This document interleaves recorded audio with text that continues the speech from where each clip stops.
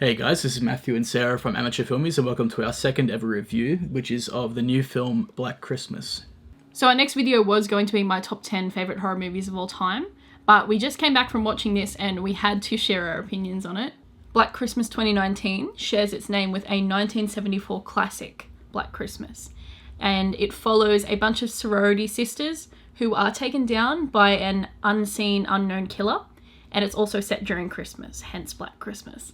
So we deliberately didn't look too much into what was going on with this remake because we wanted to sort of go in and be a little bit surprised because we were such fans of the original one, which we actually only watched not that long ago for the first time. It's a really, really good slasher film. If you haven't watched it, I highly recommend that one.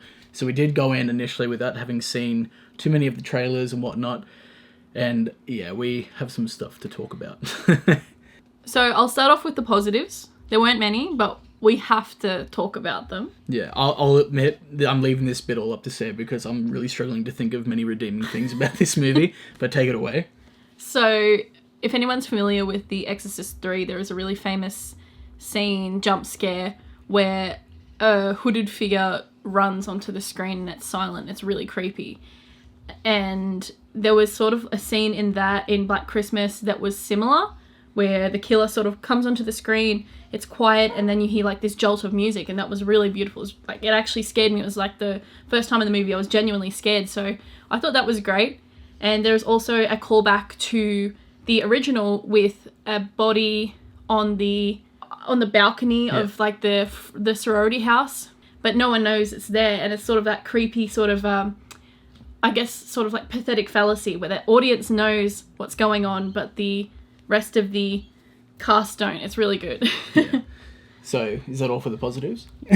That's it for the positives. My first criticism of this movie is the title Black Christmas is a bit of a misnomer because it's not Black Christmas.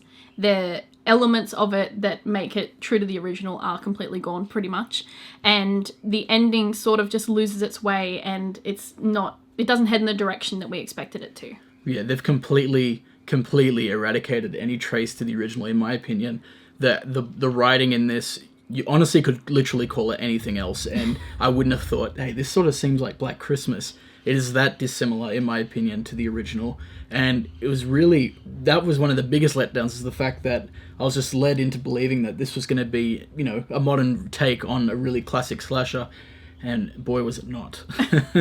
Now, one other thing that happened with this movie, which upset a lot of horror fans, myself included, and Sarah as well, is the fact that they've changed it from an R rating, like in the original, to a PG-13 rating. Now, I understand that they want to sort of cater to younger audiences to get those dollars, but how many successful R-rated horror movies do we need before Hollywood is convinced that it's okay to do an R-rated horror movie? I mean, look at the newest It movies. The 2017 It movie made hundreds of millions of dollars. Like, just take a little bit of a risk, you know what I mean? Exactly. And unfortunately, with the PG rating, you were left with absolutely terrible, terrible on-screen kills that last all of about 0.5 seconds, where if you blink, you will literally miss some of these kills. And it's a slasher film. Like, that should be at least one of its strongest strengths is, the kills in the movie. And they are garbage.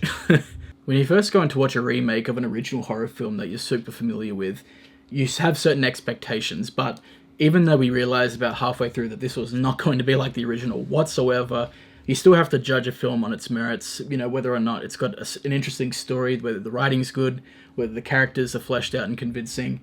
And unfortunately, Black Christmas 2019 falls flat on all fronts. The scares were cheap, and there was no real payoff to them. The characters were one-dimensional. They were so shallow and ridiculous. I'm embarrassed because, Carrie Elwes and Imogen Poots are quite good actors and actresses, but they just weren't used properly. I think possibly it was due to the script. Definitely, mostly. 100% the script. You know that they can do well. They're great actors, but this just, I don't know how their acting skills could not save this writing. I honestly would love to know what Carrie Elwes was thinking as he was delivering some of the lines that he has to say in this movie. Yeah. Because I was just sitting there like, oh man. Come on, that's cringe, you're better than bro. this. I would love to know what he was thinking as he was saying that. When you hear dialogue in a crappy horror movie and it just makes you shiver, just oh man, that's bad. That's half of this movie. So I'm gonna try and say something about this movie without spoiling it. So we talked about how the writing is a lot different than the original, right? In the third act, they introduce some sort of plot device which is supposed to push the story forward, and it is just the most completely nonsensical thing ever. I was completely blindsided by where they decided to take this story. I could not believe it. I really wish I could just say it, but I don't want to spoil it for you guys. I really want you to watch this train wreck for yourself. And, you know, I feel bad for saying all this bad stuff about the movie, but... It is terrible. Like, come on. Like, it's really, really bad. It just... Yeah. It goes off the rails and just not in a good way. Additionally, there is, like, there's this commentary on sexual abuse.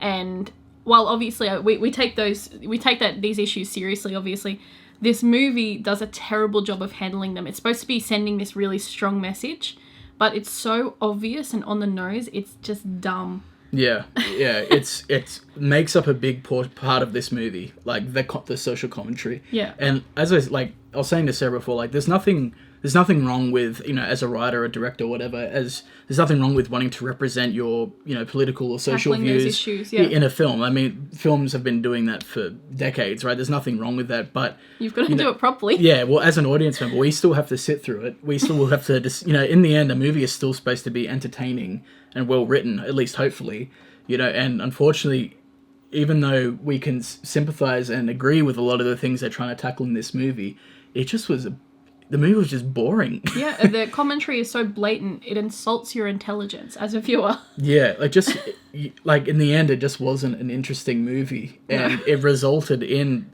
the script resulted in having all these one-dimensional characters who were just, as you said, caricatures. Like, it was really, really, really disappointed. I don't want anyone to conflate how we might feel about those issues with the fact that we hated this movie, because you know what I mean, like obviously those issues are important, but as I said, we still got to sit through the movie. We want to enjoy our time watching the movie, and when it's written as poorly as this, it's just, you know. What are you gonna do? What can I say? Yeah. So this is only our second review that we've ever done on this channel, and I just want to say that we already feel a little bit bad about having to trash this movie. Like, obviously there's a big cast and crew who worked hard to put this movie together, but as movie lovers, we still have to. We wanted to share our opinion on the film anyway. We wanted to be honest. Yeah, we want to be honest about it, and I just don't want. Yeah, I just feel a bit bad. Overall, if you can get cheap tickets, go see the movie by all means. But please don't waste like $20 on it. Honestly, this movie should have been called anything except Black Christmas, and I've just gone straight to DVD. Legit. Yeah.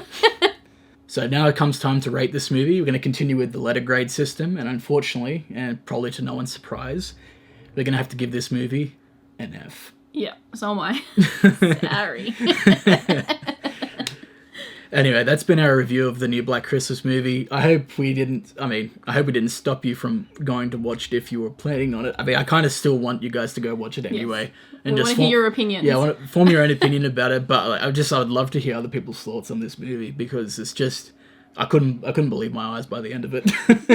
Anyway, thanks very much for watching. We appreciate you hearing our thoughts, and we'll see you next time in the video. If you like what we've done here, feel free to subscribe. We should have some more movie reviews. We're going to try and have more reviews out during 2020.